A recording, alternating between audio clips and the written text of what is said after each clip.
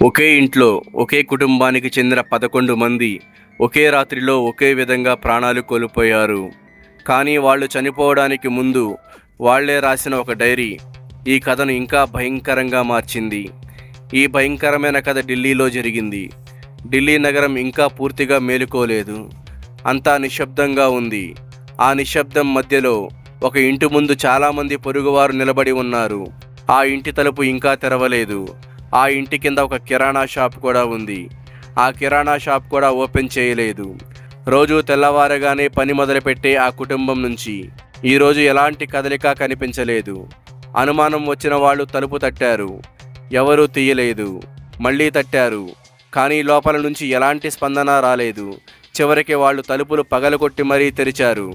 లోపలికి అడుగుపెట్టిన వాళ్ళు చూసింది మాత్రం వాళ్ళ జీవితంలో ఎప్పటికీ మర్చిపోలేని దృశ్యం. ఒకే కుటుంబానికి చెందిన 11 మంది ఒకే ఇంట్లో ఒకే విధంగా ప్రాణాలు కోల్పోయి ఉన్నారు. ఆ క్షణంలోనే ఇది సాధారణ ఘటన కాదు అని అందరికీ అర్థమైంది. ఈ ఘటన జరిగిన ప్రదేశం ఢిల్లీలోని బొరారి అనే ప్రాంతం. ఈ కుటుంబం భాటియా కుటుంబం. ఇది సాధారణ మధ్యతరగతి కుటుంబం. వారి ఇంటి కింద ఒక కిరాణా షాపు ఉంది. రోజు పక్క వాళ్ళు కస్టమర్లు ఆ షాపుకు వస్తూ ఉండేవారు. ఈ కుటుంబం అందరికీ తెలుసు. చాలా మంచివాళ్ళు. ఎలాంటి సమస్యలు లేవు.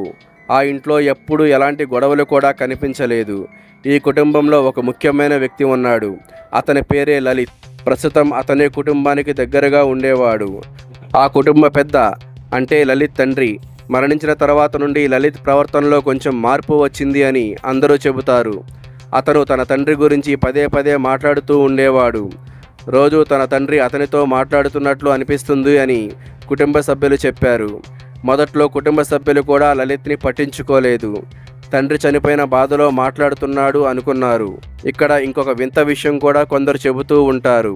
ఈ కుటుంబంలో సరిగ్గా మాట్లాడలేని ఒక వ్యక్తి ఉండేవాడు అని. అంటే దాదాపుగా మోగవాడు అయినటువంటి వ్యక్తి ఒక్కసారిగా ఓం అని పలకడం మొదలుపెట్టాడని అంటారు. అది చూసినటువంటి కుటుంబ సభ్యులు షాక్ అయ్యారు అని. అప్పటి నుండి లలిత్ మాటలు కుటుంబం మొత్తం నమ్మడం మొదలుపెట్టింది అని అందరూ అంటారు. కానీ ఈ విషయం అధికారికంగా నిర్ధారణ కాలేదు. జూన్ 30, 2018 రాత్రి ఆ ఇంట్లో అన్నీ సాధారణంగానే కనిపించాయి. ఎటువంటి గొడవ లేదు. ఎటువంటి అరుపులు వినిపించలేదు. కానీ మరుసటి రోజు ఉదయం అందరూ ఒకే విధంగా ఉరివేసుకొని వేలాడుతూ కనిపించారు. చేతులు కట్టబడి ఉన్నాయి. కళ్ళకు గంతలు కట్టబడి ఉన్నాయి. ఇది సాధారణ ఆత్మహత్యలాగా అనిపించలేదు. అందుకే పోలీసులు మొదట ఇది మాస్ మర్డర్స్ అయి ఉండవచ్చని అనుకున్నారు. కానీ ఇంట్లో ఎలాంటి బలవంతపు ఎంట్రీ లేదు. దొంగతనం కూడా లేదు. అప్పుడు ఒక్క ప్రశ్న మాత్రమే మిగిలి ఉంది.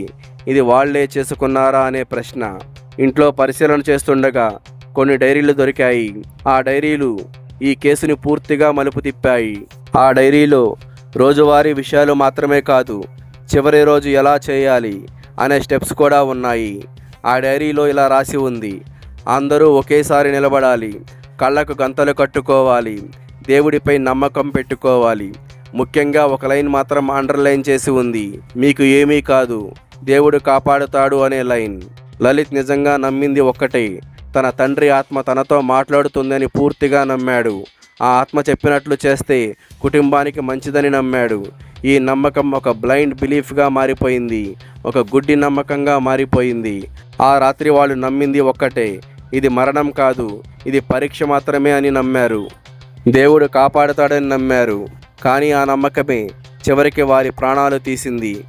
పోలీసులు మాత్రం తుది నిర్ధారణలో ఇది మాస్ సూసైడ్ అని నిర్ధారించారు.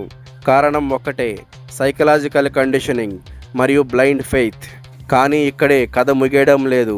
ఎందుకంటే ప్రజల మనసుల్లో ఇంకా ఎన్నో ప్రశ్నలు ఉన్నాయి. 11 మంది ఒకేసారి ఎలా ఒప్పుకున్నారు?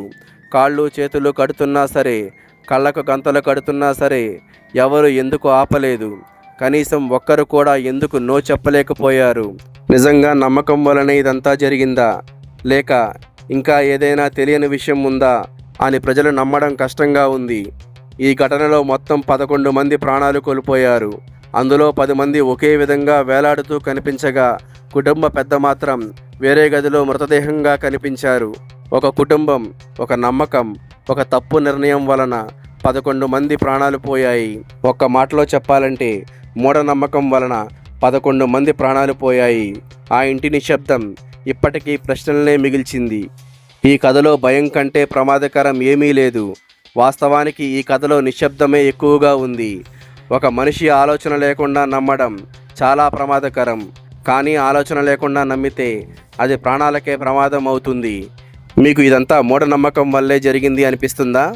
లేక ఏదైనా మిస్టరీ ఉందా? కింద కామెంట్స్లో చెప్పండి.